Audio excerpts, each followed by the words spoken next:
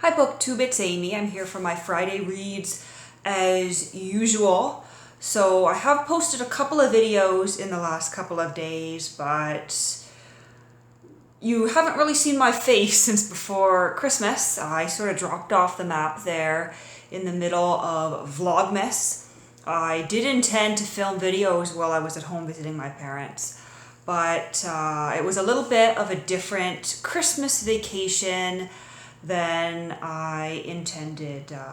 Unfortunately, on that Sunday before Christmas, my grandfather passed away. It was not unexpected.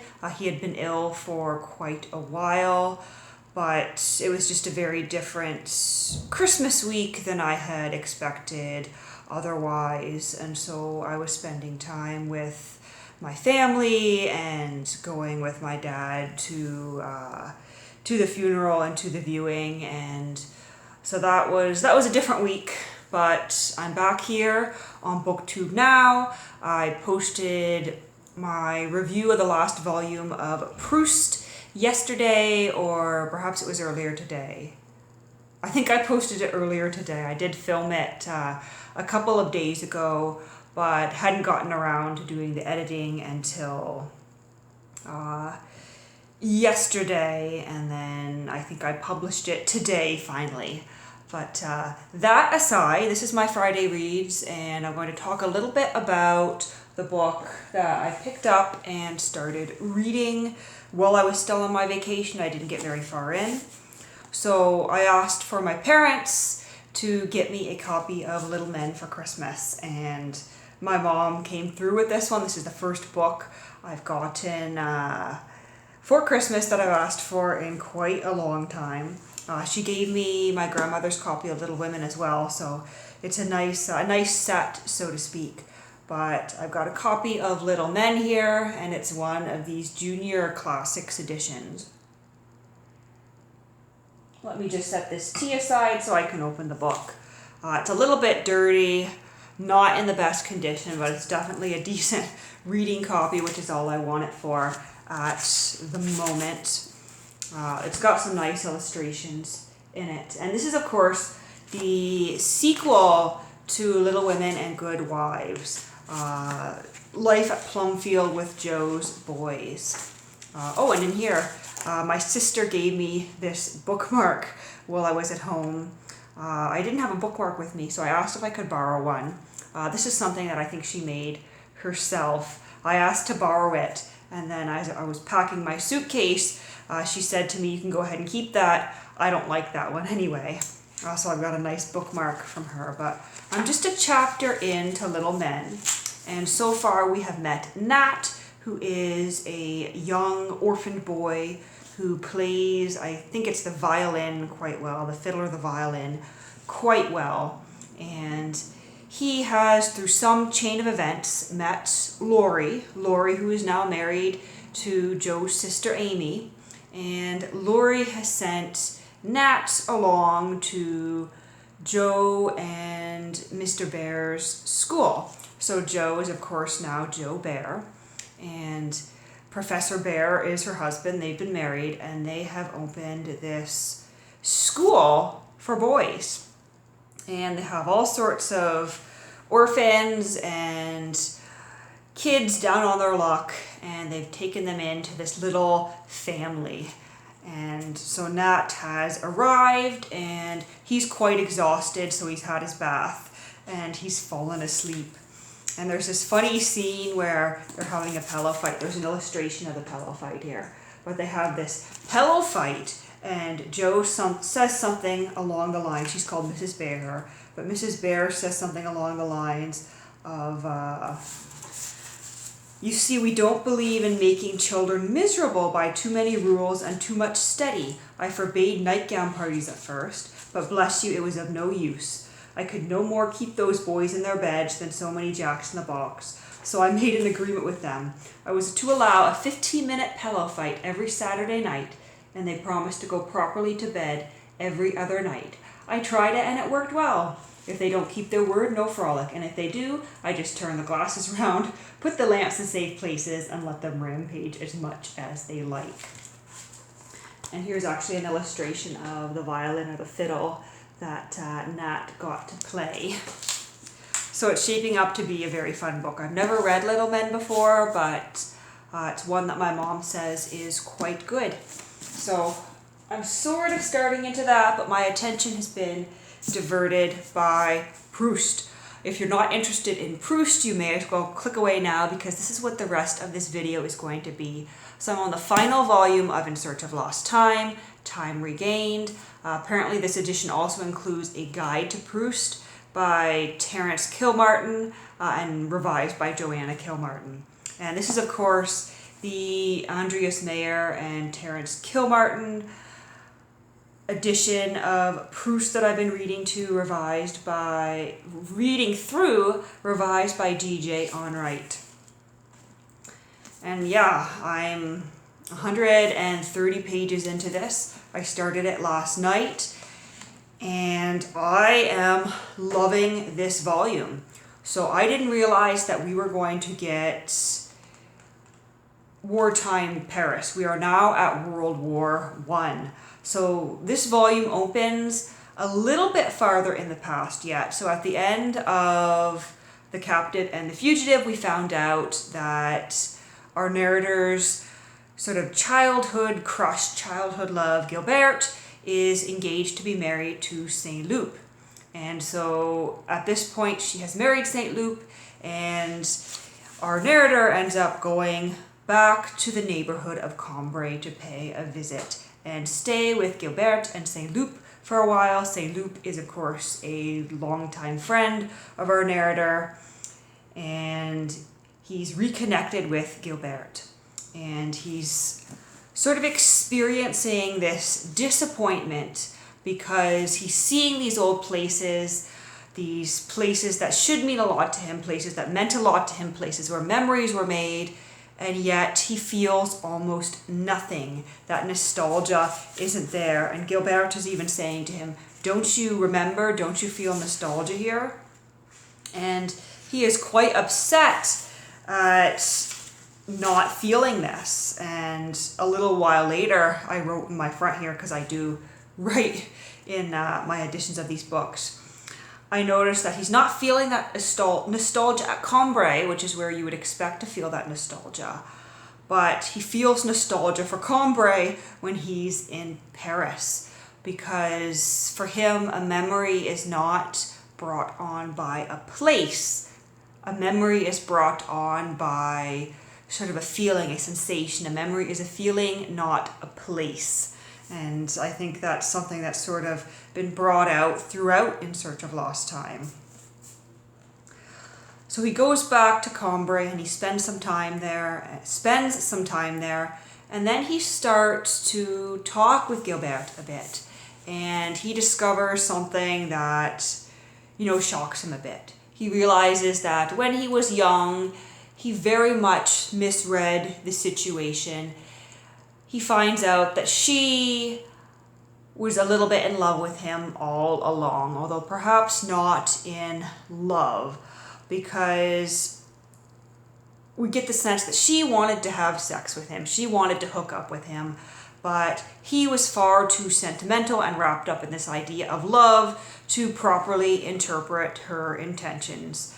There's one moment where he had seen her sort of on the beach playing when he was young, and she had given him this look that he thought was contempt. Come to find out, he misinterpreted that look, and that was a, come and let's fool around sort of look.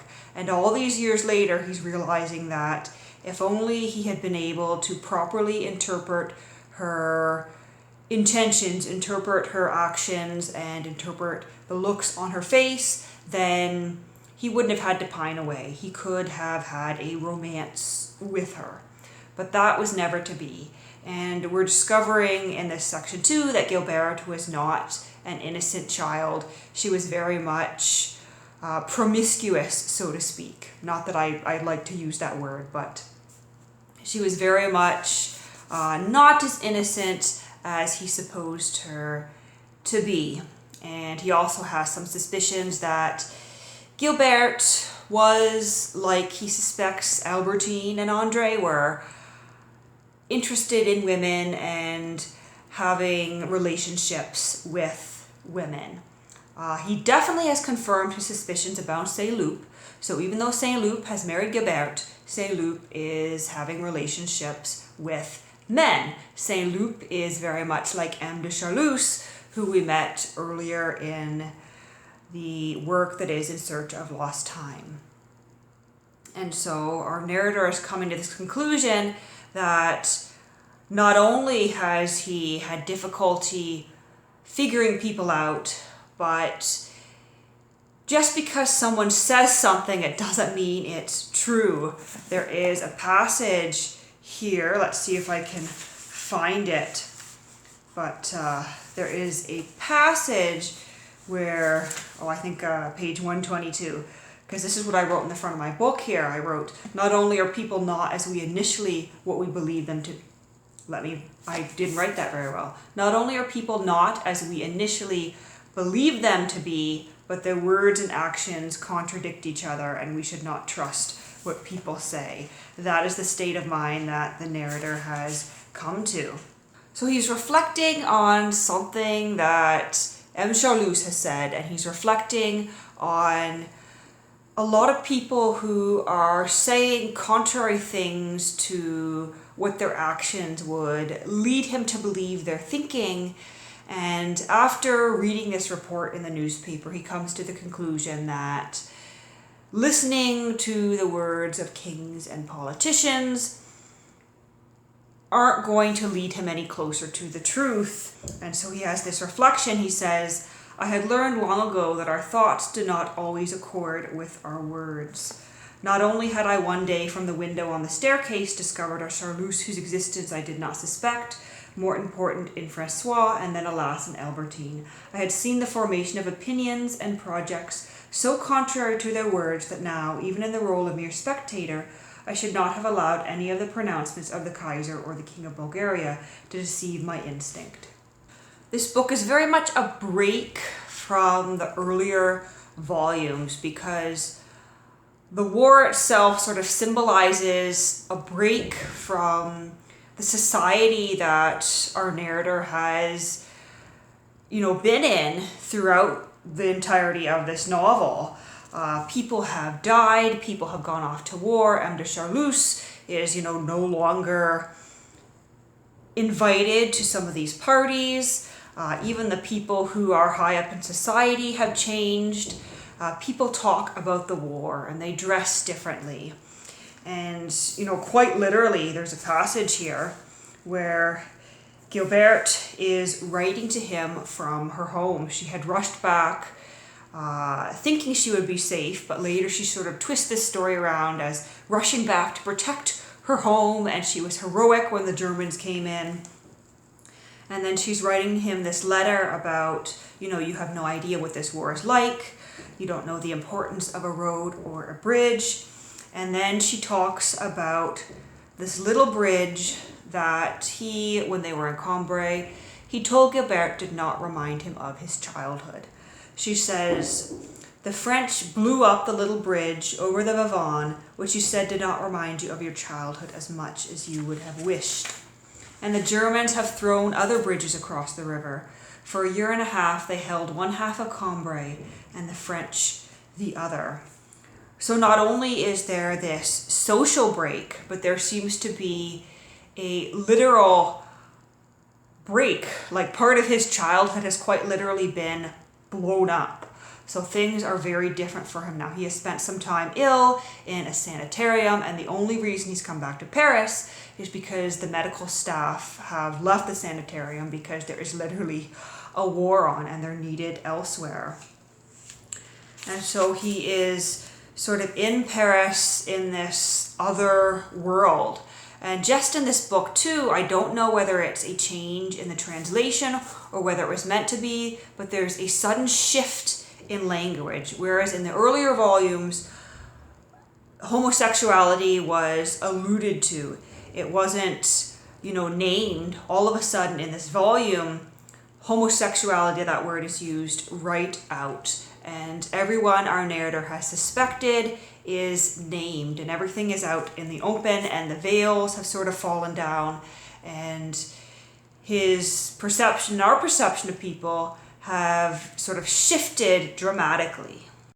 So at about page 96, 97 here, our narrator meets Saint Loup, who is on leave, and the revelation that Saint Loup himself is gay or perhaps bisexual or pansexual, however you would want to identify him here. He's definitely, in love with men, having relationships with men, whether he was ever in love with his wife Gilberte or whether he just married her to appear respectable, it's hard to say, but finding out that Saint Loup is gay sets his relationship with our narrator in a bit of a different light, because I remember shortly after he met Saint Loup, they were very close. Our narrator was sort of in awe of Saint Loup, listening to every word he said, trying to learn things. He spent a lot of time with Saint Loup. They went around together.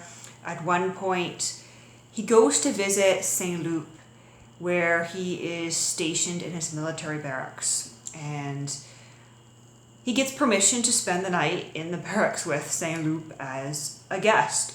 And at the time, it's treated as a sort of like fun sleepover. He doesn't have to go to the hotel. But our narrator definitely is revealing a lot, but he hides a lot too. And so, it sort of raises a question. Did he have any sort of relationship with Saint Loup? Was Saint Loup perhaps interested or in love with him at some point? That's sort of an open question at this point, and I'm not sure if we ever get the answer in what remains of this book, because it looks quite hefty yet. But part of it is that guide at the end. So it only is actually about 530 pages or so.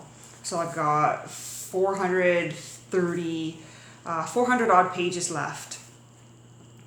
And so he's seeing Saint Loup again, and there's some interesting lines here. Saint Loup arrived from the front and very shortly returned to it. To return to it, had come to see me for a few moments only, and the mere announcement of his visit had violently moved me. And so they got, whether it was a sexual relationship at any point or whether it's just a deep emotional friendship, just the fact that Saint Loup, on his limited leave, would come to see our narrator, would pop in to see him while he's on leave, and that our narrator would be moved by that. When Saint Loup came into my room, I had gone up to him with that feeling of shyness, that impression of something supernatural which was in fact induced by all soldiers on leave, which one feels when one enters the presence of a man suffering from a fatal disease. So it's difficult to tell whether it's the sort of emotion I was just talking about, or whether it's this emotion of, knowing that the man before you may die, that the friend you've known may die. And he has these reflections about these soldiers on leave. It was from the shores of death, whither they would soon return, that they came to spend a few moments in our midst, incomprehensible to us, filling us with tenderness and terror and a feeling of mystery, like phantoms whom we summon from the dead, who appear to us for a second, whom we dare not question, and who could, in any case, only reply, "You cannot possibly imagine."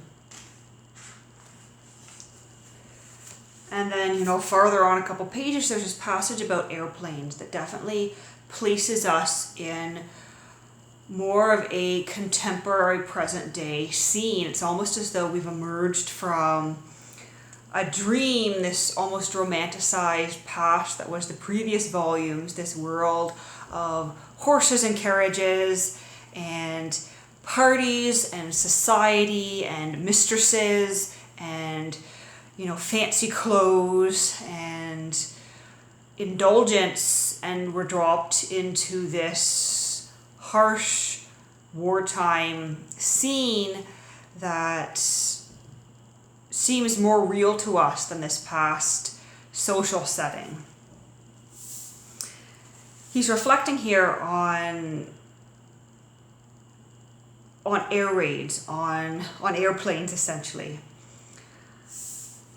And he romanticizes it almost. Proust just has a way of writing the perfect passage, and this comes across to me as one of the most moving passages I've read about war. So he writes, "I spoke of the beauty of the airplanes climbing up into the night, and perhaps they're even more beautiful when they come down," he said.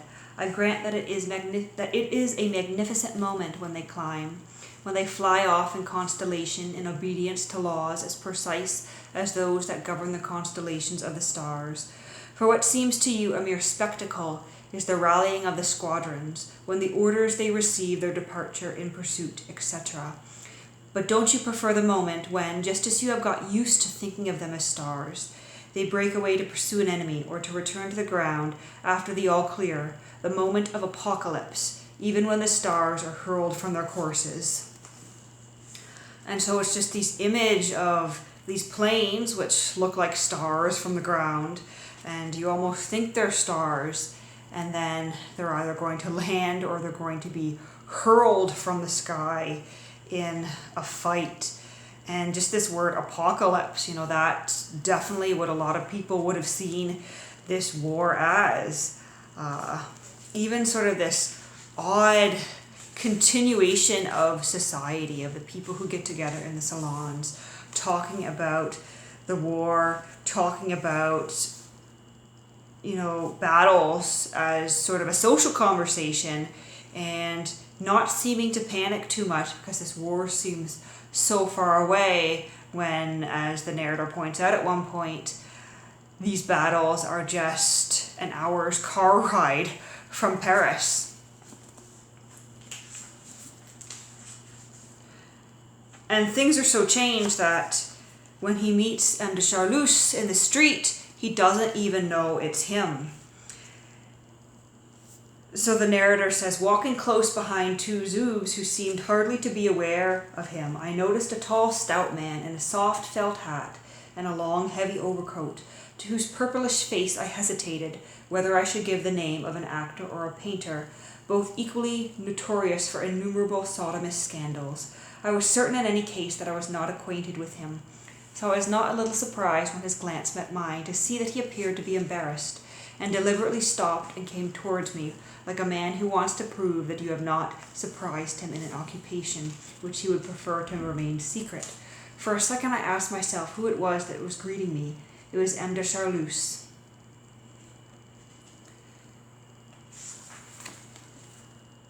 The position of M. de Charlus had changed.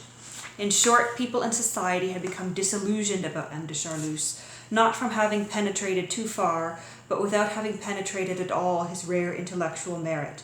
The reason why he was found to be pre-war, old-fashioned, was that the people who are least capable of judging the worth of individuals are also the more inclined to adopt fashion as a principle by which to classify them. They have not exhausted or even grazed the surface of the talented men of one generation, when suddenly they are obliged to condemn them all en bloc. For here is a new generation with a new label, which will be no better understood than its predecessor. And so everything here, even his personal relationships, seem to illustrate a split, a shift. We are moving from one era into another. And our narrator is bringing us into the present day, bringing time sort of all together. And I will sort of leave it here. There was only, I think, one thing I want to mention here that, made me a little bit uncomfortable as I was reading. So he's talking more about M. de Charlus, who is gay, who has had relationship with men, and the narrator says, M. de Charlus, finding himself in a town from which the mature men for whom he had hitherto had a taste had vanished, followed the example of those Frenchmen who, after being womanizers in France, go to live in the colonies. From necessity he had acquired first the habit and then the taste for little boys. And so it's almost as though the narrator is implying that because he was homosexual and he had these desires, and because all the mature men were off at war, I'm assuming it implies by little boys, that the translation is talking about children, that his homosexuality led him to pedophilia, which is, of course, that's not true. That's a bit uncomfortable to come across here. That the narrator is sort of equating homosexuality with pedophilia. But that aside, there's just some great passages I've been reading. There's one more I wanted to share. I'm going to have to share this because I essentially underlined the whole thing. Before I end this Friday read here, just one more passage. So Proust writes, "But just as there are animal bodies and human bodies, each one of us is an assemblage of cells as large in relation to a single cell as Mont Blanc. So there exist huge organized accumulations of individuals, which are called nations. Their life does no more than repeat on a larger scale the lives of the constituent cells, and anybody who is incapable of comprehending the mystery, the reactions, the laws of these smaller lives, will only make futile pronouncements when he talks about struggles between nations. But if he is master of the psychology of individuals, then these colossal masses of conglomerated individuals will assume in his eyes, as they confront one another, a beauty more potent than that of the struggle which arises from mere conflict between two characters, and they will seem to him as huge as the body of a tall man would seem to the infuser, of which more than 10,000 would be required to fill the space of a cubic millimeter." So it had been now for some time past, the huge irregular geometric figure France, filled to its perimeter with millions of polygons of various shapes, and another figure filled with an even greater number of polygons. Germany had been engaged in one of these quarrels, and considered from this point of view, the body Germany and the body France and the allied and enemy bodies were behaving to some extent like individuals, and the blows which they were exchanging were governed by the innumerable rules of the art of boxing, which St. Luc had expounded to me. But since, even if one chooses to consider them as individuals, they were at the same time giant assemblages of individuals, the quarrel took an immense and magnificent form, like the surge of a million-waved ocean, which tries to shatter an age-old line of cliffs, or like gigantic glaciers, which with their slow, destructive oscillations attempt to break down the frame of mountains which surround them. But in spite of this, life continued almost unchanged for many of those who have played a part in this story. And not least for M. de Charlus and the Verduns, just as if the Germans had not been as near them as they were, since the threat of danger momentarily checked but permanently alive leaves us absolutely indifferent if we do not picture it in ourselves.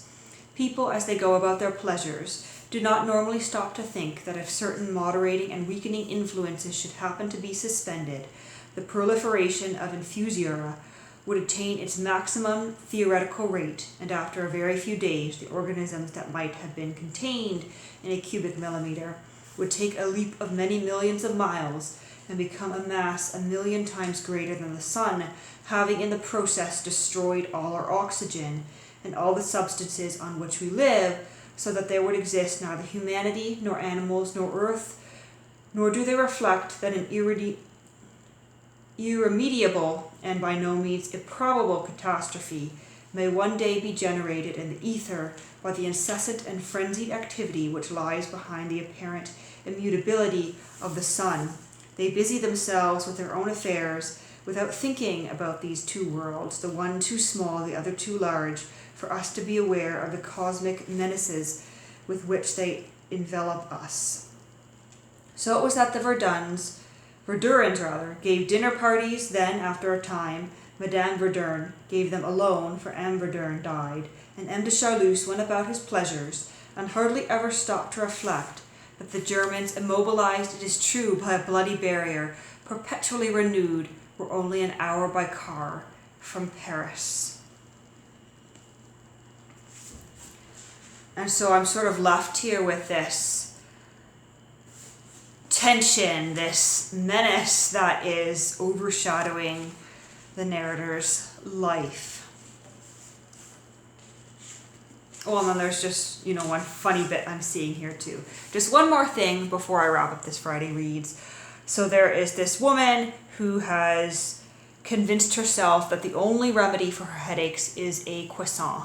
And so she has talked a doctor into writing her a prescription for a croissant. And a bakery has received this prescription and they make the croissants for her and bring them every day so that she can have this remedy for her headaches. And there is this sort of unnerving scene where she has just read in the newspaper about a lot of people in the war dying, and this expression of pleasure comes across her face as she makes these comments, these observations about the dead, how horrible this is. This expression of pleasure comes because she's just bitten into her croissant. And so I am feeling many things as I read on, and I'll be back in a few days with more on this final volume, Time Regained.